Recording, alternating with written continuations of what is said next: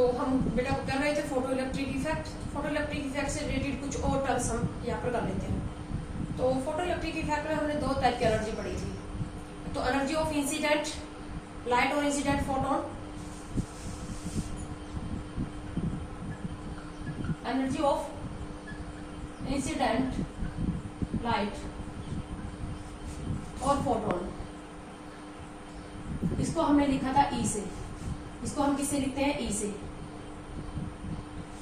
और ये किसके इक्वल होगी? E is equal to H mu. Mu क्या है? Frequency, frequency of incident photon और लाइट। और इसी को हम क्या लिख सकते हैं एक और फॉर्म में? एच से अपॉन लैम्डा। लैम्डा क्या है? वेवलेंथ।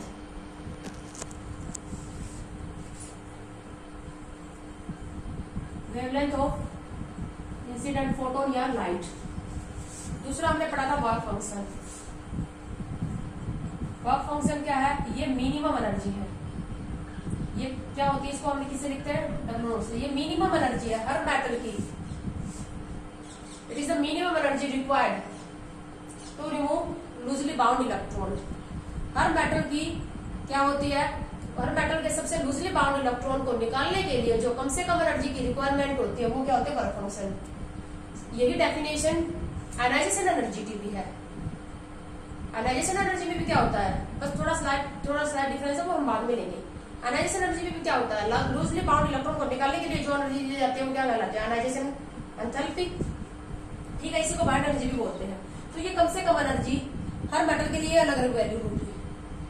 जिन मेटल का इलेक्ट्रॉन लूजली बाउंड होगा उनकी ये वैल्यू कम होगी, और जिन मेटल की वर्क फंक्शन की वैल्यू कम होती है उन्हीं को हम सोलर सेल्स के अंदर यूज करते हैं। तो ये भी एनर्जी है। तो डब्ल्यू नोट को हमने क्या लिखा था? W naught is equal to हम क्या लिख सकते हैं? H mu naught. अब म्यू नोट क्या है? Frequency, threshold frequency. Threshold frequency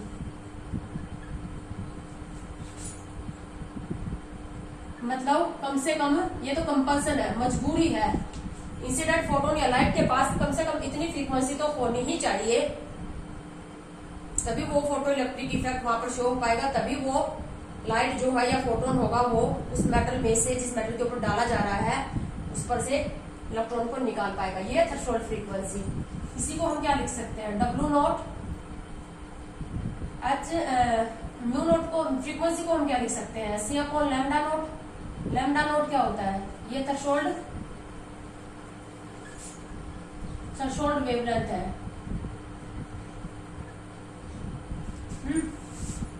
अब इसमें हम केस बनाएंगे। हम इसको हम ऐसे लिख सकते हैं अब E माइनस डब्ल्यू नोट।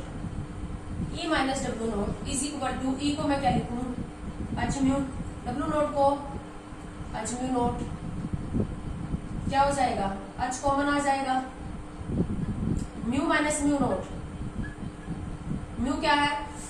जो लाइट एनर्जी डाल रहे हैं, जो फोटोन या इंसिडेंट लाइट की फ्रीक्वेंसी, और ये थ्रेशोल्ड फ्रीक्वेंसी। ठीक है, और इसी को हम क्या लिख सकते हैं? H C 1 upon lambda minus 1 upon lambda naught. ये इंसिडेंट लाइट या फोटोन की वेवलेंथ, ये थ्रेशोल्ड वेवलेंथ। तो इसके ये सारे फॉर्मूले हमारे पास है। अब हम यहाँ पर 3 केस करेंगे। केस फर्स्ट, सपोज करो किसी भी मेटल की जो वर्क फंक्शन है, किसी भी मेटल की जो कम से कम एनर्जी है इलेक्ट्रॉन निकालने के लिए, और हम जो लाइट डाल रहे हैं उस लाइट की या फोटोन की जो एनर्जी है वो कम है। Energy of photon is less than work function. समझ रहे हो? यहाँ ये इलेक्ट्रॉन है, ये है H mu is equal to H mu, incoming light या फोटोन की एनर्जी, और इसको निकालने के लिए इनके बीच में जो फोर्स ऑफ अट्रैक्शन है वो है डब्ल्यू नॉट। और पहला केस हमने क्या ले लिया? जो लाइट आ रही है उसकी एनर्जी वर्क फंक्शन से कम है। इनके बीच में जो फोर्स ऑफ अट्रैक्शन है यानी कि इसको तोड़ने के लिए जो एनर्जी चाहिए वही है वास्तव में ये बाइंड एनर्जी या वर्क फंक्शन, वो है ज्यादा। और ये जो फोटोन या लाइट आ रही है उसकी एनर्जी है कम। तो क्या फोटो इलेक्ट्रिक इफेक्ट यहाँ पर होगा? फोटो इलेक्ट्रिक इफेक्ट नहीं हो पाएगा, क्योंकि ये एनर्जी कम है और यहाँ अट्रैक्शन है ज्यादा, तो ये तोड़ नहीं पाएगा। ठीक है ना। यही एक लिमिटेशन है इलेक्ट्रोमैग्नेटिक वेव थ्योरी की।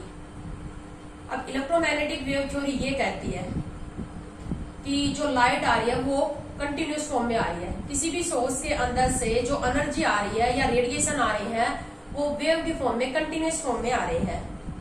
अब कंटिन्यूस फॉर्म में आ रही है ये, तो यहाँ पर क्या हो जाएगा, धीरे धीरे यहाँ पर जो एनर्जी होगी वो अकुमुलेट होती जाएगी, कंटिन्यूस फॉर्म में एनर्जी आती जाएगी। अब कंटिन्यूस फॉर्म में एनर्जी आती जाएगी तो धीरे धीरे ये एनर्जी क्या होगी, सपोज करो ये है 100 किलो जूल, ठीक है, और यहाँ पर एक फोटोन की एनर्जी जो है वो 50 किलो जूल है। तो यहाँ पर क्या होगा, दो फोटोन आ जाएंगे, एक फोटोन तो इस एनर्जी को इसको नहीं निकाल पाएगा, लेकिन दो फोटोन निकाल लेंगे ना। इसका मतलब क्या हो रही है, हर लाइट, चाहे वो लाइट उसकी फ्रीक्वेंसी कम हो या ज्यादा हो, हर टाइप की जो लाइट है वो हर मेटल के अंदर से इलेक्ट्रॉन निकाल सकती है। According to electromagnetic wave theory, energy comes in continuous form. When energy comes in continuous form, then it is first absorbed on the metal surface. When it is equal to or greater than threshold or work function, then it able to eject electron. So according to electromagnetic wave theory, every type of light can eject electron from every type of metal, but it is not true. Energy धीरे धीरे वहां पर accumulate होती जाएगी, absorb करती जाएगी, और जब एनर्जी क्या हो जाएगी, वर्क फंक्शन के इक्वल या उससे ज्यादा हो जाएगी, तो वहां पर फोटो इलेक्ट्रिक इफेक्ट हो जाएगा, इलेक्ट्रॉन निकल जाएगा। इसका मतलब हर टाइप की लाइट, हर टाइप की मेटल के अंदर से इलेक्ट्रॉन निकालने में सक्सेसफुल होनी चाहिए, बट ऐसा ट्रू नहीं है। तो ये भी इलेक्ट्रोमैग्नेटिक वेव थ्योरी की एक लिमिटेशन है। जबकि हमारे पास जो प्लैंक्स क्वांटम थ्योरी है वो कैसे एक्सप्लेन कर रही है इसको। प्लैंक्स क्वांटम थ्योरी ये कह रही है कि जो एनर्जी आ रही है वो फोटोन की फॉर्म में आ रही है। एनर्जी है फोटोन की जो एनर्जी है ई या एच म्यू फोटोन है, तो फोटोन की फॉर्म में आ रही है, छोटे छोटे फोटोन आ रहे हैं इस तरह से, ठीक है। यहाँ इलेक्ट्रॉन, इसको निकालना है। तो क्या हुआ, अब एक फोटोन की एनर्जी जैसे 50 किलो जूल पर मोल है, 50 किलो जूल पर मोल एक फोटोन की, और यहाँ पर वर्क फंक्शन है 100 किलो जूल, ठीक है। तो एक फोटोन क्या करता है, एक इलेक्ट्रॉन ही निकालता है। अगर मैं यहाँ पर ये एनर्जी ये रख दूं 50 और ये रख दूं 100, तो फोटो इलेक्ट्रिक इफेक्ट नहीं हो पाएगा ना। ये क्या हो जाएगी, ये कम, ये 50 है और ये क्या है 100। ये एनर्जी किसकी है, एक फोटोन की एनर्जी। एक फोटोन की एनर्जी 50 किलो जूल है, जबकि वर्क फंक्शन कितना है, ये 50, वर्क फंक्शन कितना है 100। तो ऐसा नहीं है कि दो फोटोन की एनर्जी तो 100 हो जाएगी ना, दो फोटोन मिलकर क्या करेंगे, दो फोटोन आएंगे, एक 50 का आएगा, एक और फोटोन आएगा, और वो मिलकर यहाँ पर क्या करेंगे, टोटल इनकी जो एनर्जी होगी वो 100 किलो जूल हो जाएगी। ऐसा नहीं है, एक फोटोन एक इलेक्ट्रॉन को ही निकाल पाता है। तो अगर आने वाले फोटोन की एनर्जी वर्क फंक्शन से कम हुई तो फोटो इलेक्ट्रिक इफेक्ट नहीं हो पाएगा। हाँ, अगर इस फोटोन की एनर्जी, एक फोटोन की एनर्जी 100 किलो जूल या इससे ज्यादा होती, देन यहाँ पर फोटो इलेक्ट्रिक इफेक्ट ऑब्जर्व होता। समझ रहे हो, अगर आने वाले एक फोटोन की एनर्जी मेटल के वर्क फंक्शन से कम हुई, तो ऐसा नहीं है कि दो फोटोन या दो से ज्यादा फोटोन मिलकर क्या कर लेंगे, अपनी एनर्जी को ऐड करके वर्क फंक्शन के बराबर कर लेंगे, फोटो इलेक्ट्रिक दिखा लेंगे। ऐसा नहीं है, एक फोटोन क्या करेगा, एक इलेक्ट्रॉन को ही निकाल पाएगा। तो इनकमिंग फोटोन की जो एनर्जी है वो अगर क्या हुई, पहला केस कर रहे हैं, लेस हुई किससे, वर्क फंक्शन से, तो वहां फोटो इलेक्ट्रिक इफेक्ट ऑब्जर्व नहीं होगा, ठीक है। उसके बाद सेकंड केस सेकंड, अगर दोनों इक्वल हुई, इनकमिंग फोटोन इंसिडेंट फोटोन की एनर्जी वर्क फंक्शन की अगर इक्वल हुई, जैसे 100 चाहिए थी, इसकी भी 100 है फोटोन की, तो फोटो इलेक्ट्रिक इफेक्ट हो जाएगा, ठीक है। केस थर्ड कर रहे हैं हम। केस थर्ड में ये है कि अगर इनकमिंग फोटोन की एनर्जी वर्क फंक्शन से ज्यादा है, हमने जो लाइट डाली उसकी एनर्जी मेटल के वर्क फंक्शन से अगर ज्यादा हुई, तो क्या होगा, यहां पर क्या होगा, एक तो इलेक्ट्रॉन तो निकल ही जाएगा, क्योंकि यहाँ पर एच म्यू जो है वो क्या है, एच म्यू नॉट से ज्यादा है, ई ज्यादा है किससे, यहाँ पर जो फोर्स ऑफ अट्रैक्शन है वर्क फंक्शन डब्ल्यू नॉट उससे ज्यादा है। जैसे कि यहाँ पर चाहिए थी 50 और यहाँ पर आ रही है 100। एक फोटोन की एनर्जी 100 किलो जूल और एक इलेक्ट्रॉन को निकालने के लिए वर्क फंक्शन कितना था 50। तो 50 जो एनर्जी होगी, 50 किलो जूल जो एनर्जी होगी वो तो क्या करेगी, एक इलेक्ट्रॉन को निकाल देगी, फोटोइलेक्ट्रिक इफेक्ट हो जाएगा। और जो एक्स्ट्रा बचेगी वो अगर इनकमिंग फोटोन या लाइट की एनर्जी वर्क फंक्शन से ज्यादा होगी तो जितनी वर्क फंक्शन के बराबर होगी वो तो इलेक्ट्रॉन को निकाल लेगी, निकालने में यूज हो जाएगी। और जो एक्स्ट्रा बचेगी, जैसे प्रेजेंट केस में यहाँ पर 50 चाहिए तो 50 तो यहाँ पर यूज होगी, तो 50 बच गई ना, वो 50 क्या करेगी, ये जो इलेक्ट्रॉन निकलेगा इस इलेक्ट्रॉन को काइनेटिक एनर्जी प्रोवाइड करेगी, है ना। वो जो एक्स्ट्रा एनर्जी बचेगी वर्क फंक्शन से जो एक्स्ट्रा होगी वो किस में कन्वर्ट हो जाएगी, वो इलेक्ट्रॉन अब्सॉर्ब कर लेगा और इलेक्ट्रॉन की क्या हो जाएगी, स्पीड बढ़ जाएगी, काइनेटिक एनर्जी इंक्रीज हो जाएगी। So kinetic energy of electron, ये बहुत ही इंपॉर्टेंट है हमारे part topic. Kinetic energy of ejected electron is directly proportional to, is depend upon the energy of incident light. क्योंकि अगर ये ज्यादा होगी, वर्क फंक्शन से जितनी ज्यादा होगी उतनी ही ये काइनेटिक एनर्जी में कन्वर्ट हो जाएगी। So we can say that kinetic energy of ejected electron depends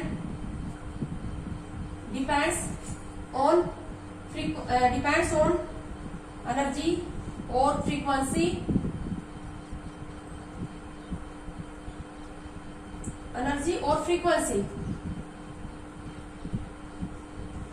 of incident light or incident photon।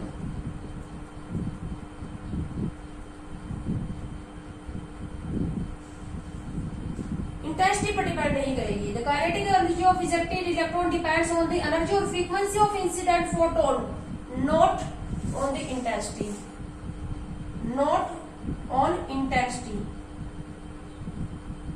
Intensity of light. Light की इंटेंसिटी पर डिपेंड नहीं करेगी, बहुत इंपॉर्टेंट है, कई बार ट्रू फॉल्स से पूछे जाते हैं स्टेटमेंट। जो इलेक्ट्रॉन इजेक्ट हो रहा है उसकी काइनेटिक एनर्जी इंसिडेंट फोटोन या इंसिडेंट लाइट की फ्रीक्वेंसी पर डिपेंड करेगी, इंटेंसिटी पर डिपेंड नहीं करेगी। अब इंटेंसिटी का क्या मतलब, इंटेंसिटी का मतलब ज्यादा फोटोन आएंगे। अगर फोटोन ज्यादा आएंगे किसी भी लाइट के अंदर से तो इंटेंसिटी ज्यादा होगी। इंटेंसिटी मीन चमक भी होती है, इंटेंसिटी चमक और ब्राइटनेस। और इंटेंसिटी ज्यादा कब होगी, intensity mean number of photon. अगर ज्यादा फोटोन आ रहे होंगे तो उस लाइट की इंटेंसिटी ज्यादा होगी। अब जैसे यहां पर मैं एक एग्जांपल से समझाती हूँ तुम लोगों को। एक फोटोन क्या करेगा, एक इलेक्ट्रॉन को ही निकाल पाएगा। यहां पर वर्क फंक्शन था h म्यू नोट और म्यू नोट की वैल्यू थी 100 और यहाँ पर दो फोटोन आए जिसकी फ्रीक्वेंसी, इनकी फ्रीक्वेंसी है 50-50, ठीक है। तो फोटोन तो दो आ गए, इंटेंसिटी तो लाइट की ज्यादा है, लेकिन क्या ये फोटो इलेक्ट्रिक इफेक्ट दिखा पाएगा? एक फोटोन की एनर्जी इसके इक्वल या फ्रीक्वेंसी इसके इक्वल या इससे ज्यादा होनी चाहिए, ठीक है। तो intensity doesn't matter, photo electric effect is shown और नॉट। इंटेंसिटी ज्यादा होने से कोई मतलब नहीं है। इंटेंसिटी ज्यादा होने का मतलब फोटोन ज्यादा आ रहे हैं।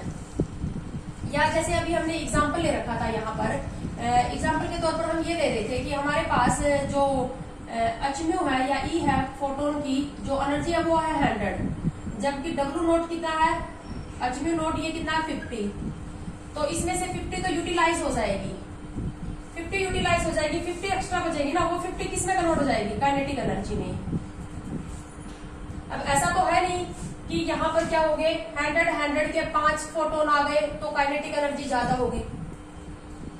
तो इंटेंसिटी या नंबर ऑफ फोटोन पर डिपेंड नहीं करेगी काइनेटिक एनर्जी। काइनेटिक एनर्जी किसका डिफरेंस होती है, इंसिडेंट लाइट की एनर्जी और वर्क फंक्शन का डिफरेंस होती है काइनेटिक एनर्जी। तो अगर इसकी फ्रीक्वेंसी ज्यादा होगी तो एनर्जी ज्यादा होगी और जो एक्स्ट्रा एनर्जी आएगी वर्क फंक्शन से वो क्या प्रोवाइड कर देगी, इजेक्टेड इलेक्ट्रॉन को काइनेटिक एनर्जी प्रोवाइड कर देगी। अब एक लाइट ऐसी है कि उसके फोटोन की एनर्जी तो है 50 एक फोटोन की एनर्जी 50 है और वो वहां से 50 फोटोन आ रहे हैं, 50-50 के 50 आ रहे हैं। एक ऐसी है जिसकी फोटोन की एनर्जी है 100 और वो सिर्फ वहां से 5 आ रहे हैं। और वर्क फंक्शन भी है हमारे पास, क्या है वर्क फंक्शन, सपोज करो हमारे पास 100 ही है या 80 है, जैसे 80 है वर्क फंक्शन किसी मेटल का। तो हमने दो तरह की लाइट डाली, एक लाइट ऐसी डाली जिसमें से फोटोन तो आए 5 लेकिन उनकी एक फोटोन की एनर्जी कितनी है 100। एक ऐसी लाइट डाली जिसमें से फोटोन आए 50 और अचम्यू या एनर्जी भी कितनी है उसकी 50। बताओ वर्क फंक्शन किसमें आए, किसमें फोटो इलेक्ट्रिक इफेक्ट होगा? इसमें से फोटोन तो ज्यादा आ रहे हैं, फोटोन ज्यादा आ रहे हैं इसका मतलब इस लाइट की इंटेंसिटी ज्यादा है। ये 50 आ रहे हैं, ये 5 ही आ रहे हैं। तो इंटेंसिटी ज्यादा होने से क्या हो जाएगा, क्या फोटो इलेक्ट्रिक इफेक्ट शो होगा? नहीं होगा, क्योंकि एक फोटोन की एनर्जी इससे ज्यादा होनी चाहिए। तो इंटेंसिटी ज्यादा मतलब लाइट की ब्राइटनेस या इंटेंसिटी ज्यादा कब होती है? जब फोटोन ज्यादा आते हैं। अब जैसे देखो सनलाइट के अंदर क्या होता है, जो हमारे पास दोपहर का जो टाइम होता है उस टाइम सन हमारे बिल्कुल क्या होता है, हमारे क्लोज होता है। अब क्लोज होता है तो वहां पर क्या होती है, हमें ज्यादा इंटेंस धूप जो सनलाइट होती है वो काफी इंटेंस फील होती है ना? क्यों? क्योंकि वहां पर क्या होंगे, डिस्टेंस कम होगा सन का हमारे अंदर से, तो ज्यादा फोटोन आएंगे। डिस्टेंस कम है तो ज्यादा फोटोन आएंगे ना। अब वो जब क्या होता है इवनिंग टाइम में या मॉर्निंग टाइम में हमसे उसका डिस्टेंस बढ़ जाता है। अब डिस्टेंस बढ़ जाएगा तो ऐसा तो नहीं है कि सन की एनर्जी कम हो गई। मॉर्निंग या इवनिंग टाइम में सन की एनर्जी थोड़ी ना कम होती है, सन की एनर्जी तो कांस्टेंट वैल्यू चल रही है वो तो। बट वो हमें कम फील क्यों होती है मॉर्निंग इवनिंग टाइम में? क्योंकि वो हमसे ज्यादा डिस्टेंस पे होता है उस टाइम सन, तो हमें तक कम फोटोन पहुंचते हैं। एनर्जी तो कांस्टेंट चल रही है लेकिन कम फील क्यों होती है? क्योंकि इंटेंस कम क्यों होती है मॉर्निंग और इवनिंग टाइम में? नंबर ऑफ फोटोन कम पहुंचते हैं अब तक due to large distance.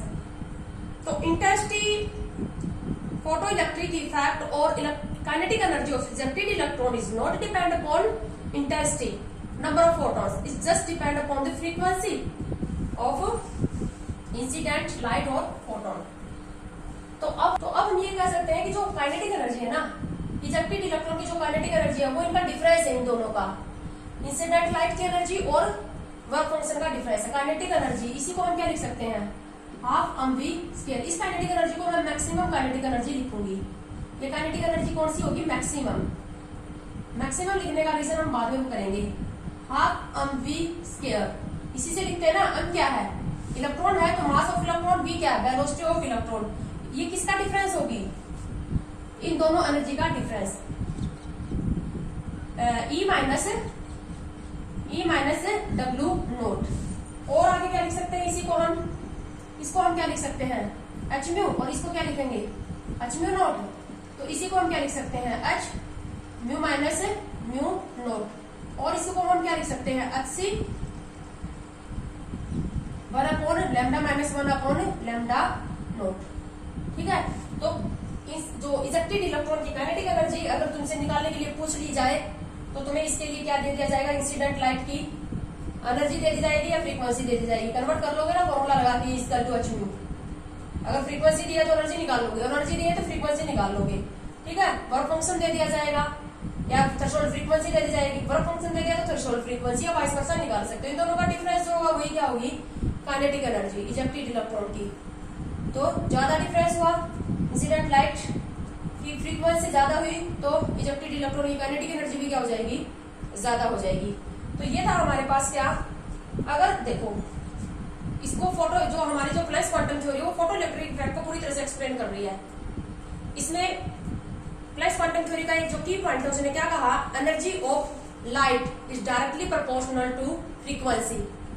Energy comes in the form of photon और क्वांटा और in the form of packets and energy of one packet और one quanta of photon is equal to h mu. तो यहाँ पर पूरा matter हम किससे explain कर पा रहे हैं, एक फोटोन की जो एनर्जी है जो फ्रीक्वेंसी है उसी पर डिपेंड कर रहा है photo electric effect. So we can say that electromagnetic wave theory unable to explain the photoelectric effect but Planck's quantum theory able to explain the photoelectric effect। तो ये हमारे पास photoelectric effect था। नेक्स्ट वीडियो में हम इससे related कुछ question solve करेंगे।